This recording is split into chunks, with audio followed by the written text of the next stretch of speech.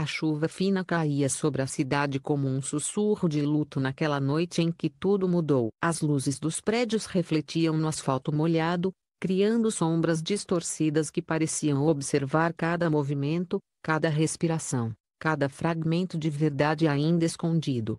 Silêncio quase sufocante da madrugada, apenas o som ocasional de sirenes distantes cortava a escuridão.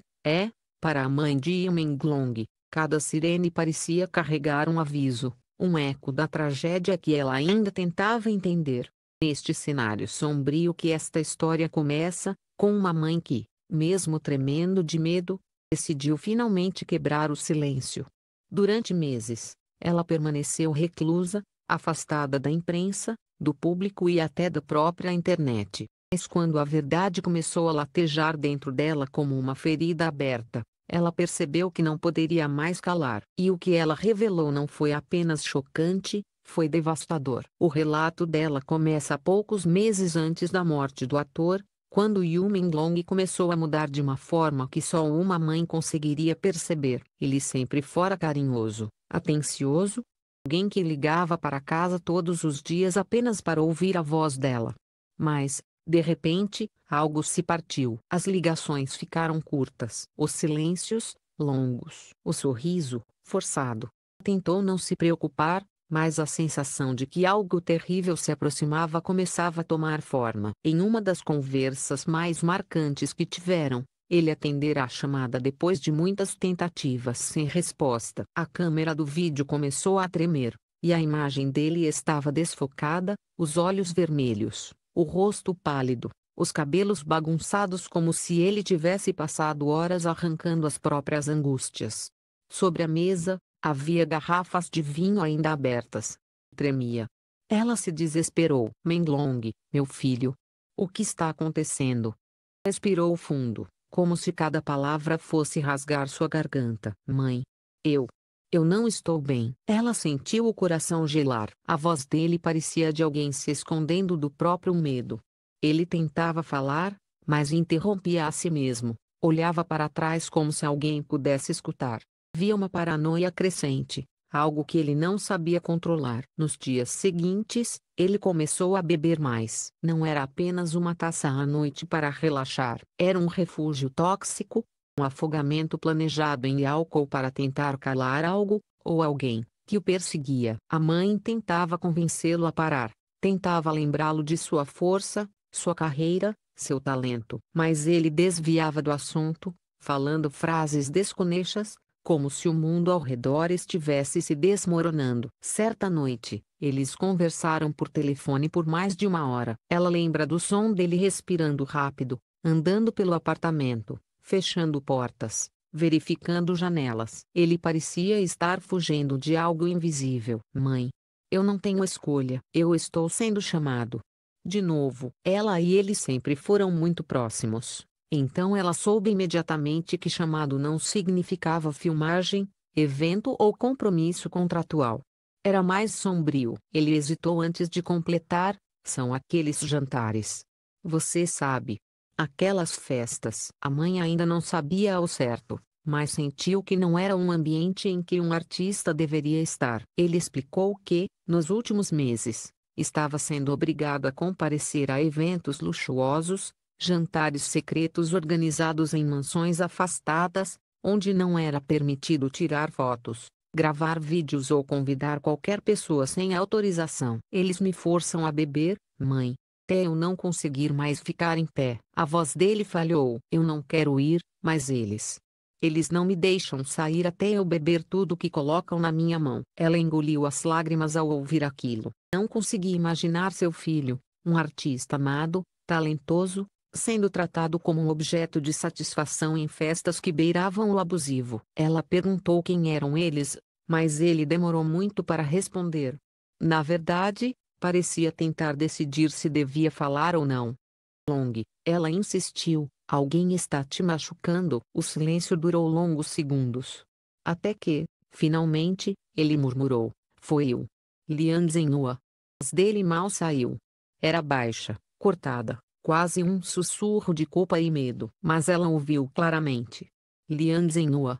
Nome que ela já tinha visto na mídia, roteirista poderoso, empresário influente, alguém cuja sombra pairava há anos sobre o meio artístico. Ela sentiu como se o chão fugisse de seus pés. Quando ela perguntou o que ele fez, Menglong soltou apenas uma frase antes de encerrar a chamada: "Mãe, esquece o que ouviu.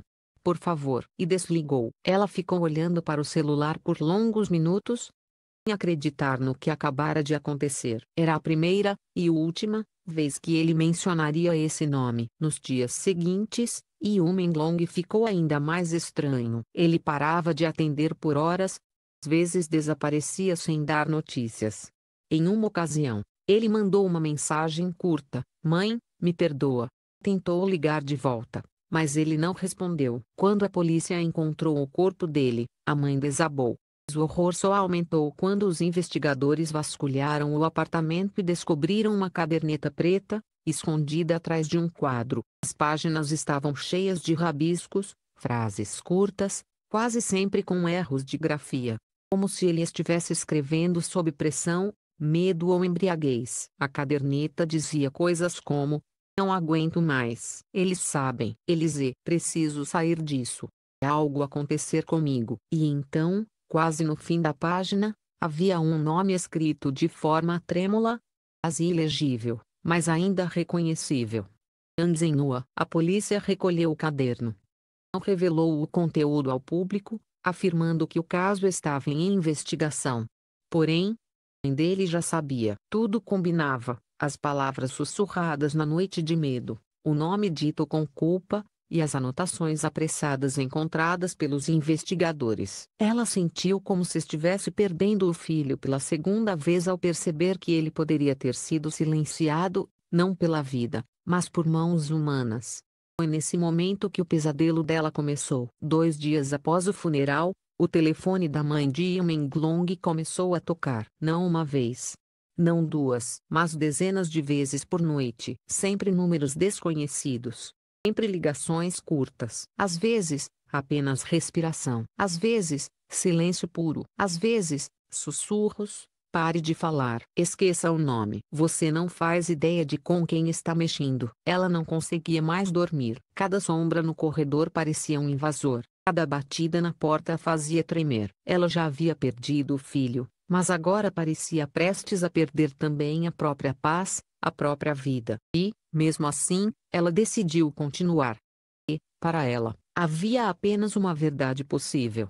A história de Yu Menglong não havia terminado. Alguém precisava contá-la. E foi justamente quando ela decidiu revelar tudo que o país inteiro entrou em choque. O amanhecer seguinte foi diferente de todos os outros. Não havia pássaros cantando, nem carros passando pela rua, nem vizinhos conversando no corredor. Tudo parecia suspenso no ar, como se o mundo estivesse segurando a respiração. Notícia da revelação da mãe de Yu Menglong, o nome que o filho sussurrou em seus últimos dias, já havia se espalhado como fogo em palha seca. Em poucas horas, redes sociais, fóruns, blogs e até programas de televisão transmitiram sua declaração. E junto com a atenção vieram o medo, a fúria e o inevitável caos. A mãe acordou com batidas fortes à porta. Não teve coragem de abrir. O telefone tocava sem parar. As mensagens se acumulavam, algumas de apoio, outras de ódio, muitas de ameaças abertas. Era como se, ao dizer aquele nome, ela tivesse acendido um farol em meio à escuridão, atraindo criaturas que preferiam permanecer ocultas. Mesmo assim, ela sabia que não podia voltar atrás. Porque, ao contrário de todos que agora pareciam querer silenciá-la, ela não tinha mais nada a perder. Seu filho já estava morto. Seu coração já estava arruinado. O único motivo pelo qual ainda respirava era para garantir que a verdade, finalmente, deixasse de ser um sussurro e se tornasse uma sentença. A imprensa começou a cercar o prédio. A polícia, que até então mantinha silêncio absoluto, finalmente se pronunciou. Um porta-voz apareceu diante das câmeras, tenso, olhando para todos os lados como se a própria sombra pudesse incriminá-lo. Confirmamos que um nome citado pela família realmente aparece nos registros encontrados no apartamento da vítima. Porém, como o caso ainda está em investigação, Não podemos divulgar detalhes. A frase era tecnicamente neutra, mas nos bastidores, ela caiu como uma bomba. Significava, forma implícita, que a mãe de Yumenglong não estava mentindo. Significava que o nome que ela pronunciara não era mero desespero, era a evidência. E foi aí que a situação ficou ainda mais sombria. Entre os itens que a polícia apreendeu no apartamento do ator, havia um pequeno USB preto, aparentemente velho e desgastado. A mãe não sabia que aquilo existia até ser chamada para prestar depoimento. O investigador responsável lhe mostrou o dispositivo com extremo cuidado, como se aquilo fosse uma peça explosiva. Encontramos isso dentro do cofre do quarto. Parece que seu filho o deixou preparado. Mas não sabemos para quem. Ao conectarem o USB no computador, arquivos revelados foram suficientes para gelar o sangue de todos na sala. Havia gravações de áudio curtas, poucas, mas perturbadoras. Uma delas capturava vozes abafadas, risos forçados e o som de taças sendo batidas.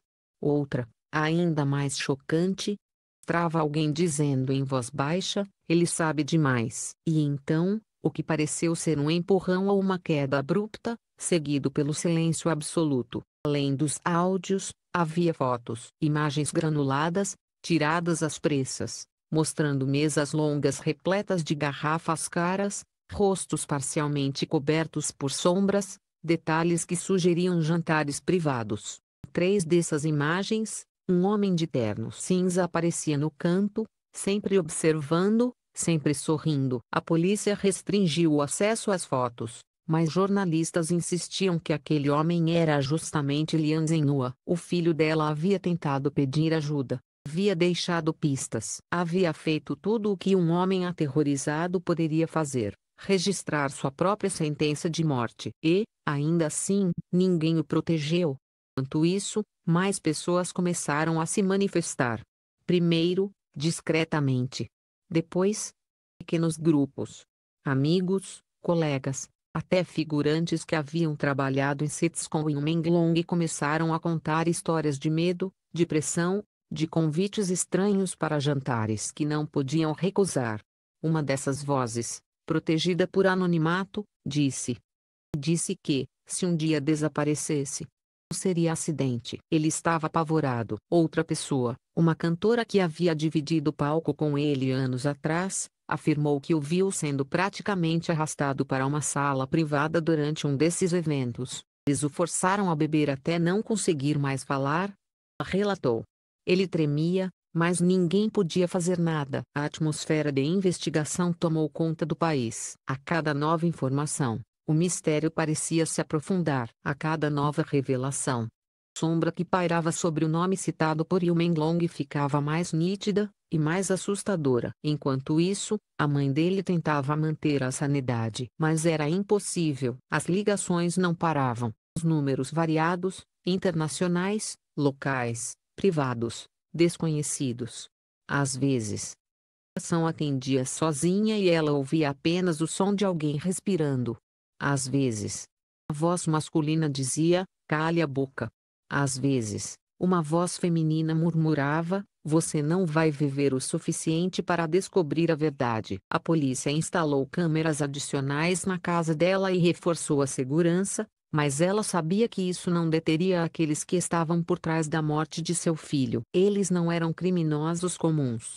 Eles tinham poder, eles tinham influência, eles tinham conexões capazes de apagar vidas sem deixar rastros. E ainda assim, ela continuou. Certa noite, enquanto organizava pertences do filho, encontrou outro bilhete escondido dentro de um livro. A grafia era dele, trêmula, desesperada. "Se algo acontecer comigo, não deixe que meu nome morra em silêncio." Ao ler aquilo, a mãe chorou até não ter mais forças. Sentiu-se culpada por não ter entendido antes, por não ter feito mais, por não ter protegido o filho quando ele precisava. Mas também sentiu uma determinação nova, ardente, quase selvagem. Ela iria até o fim. Em entrevista transmitida ao vivo, a mãe disse: "Se eles tiraram meu filho de mim, tudo o que posso fazer é tirar deles a escuridão onde se escondem." E, pela primeira vez desde o início da tragédia, Milhões de pessoas acreditaram nela. Milhões começaram a exigir respostas. Milhões pediram justiça. O caso, então, deixou de ser uma investigação comum. Tornou-se um movimento nacional. Porém, conforme a pressão aumentava e mais verdades vinham à tona, algo ainda maior começou a surgir. Algo que conectava Yu Menglong a outros nomes, outras vítimas, outros incidentes há muito enterrados. Assim, no meio dessa tempestade de medo, verdade e revelações, uma pergunta começou a ecoar por todo o país. Menglong realmente sabia demais. Quantos outros também sabiam? E, mais importante, quantos ainda estão vivos para contar? Porque, se o que a mãe revelou for verdade, se as provas realmente apontarem para onde todos temem, então a morte de Menglong não foi apenas um crime. Foi um aviso. E o mundo inteiro está prestes a descobrir o que, exatamente, ele tentou dizer antes que o silenciassem para sempre.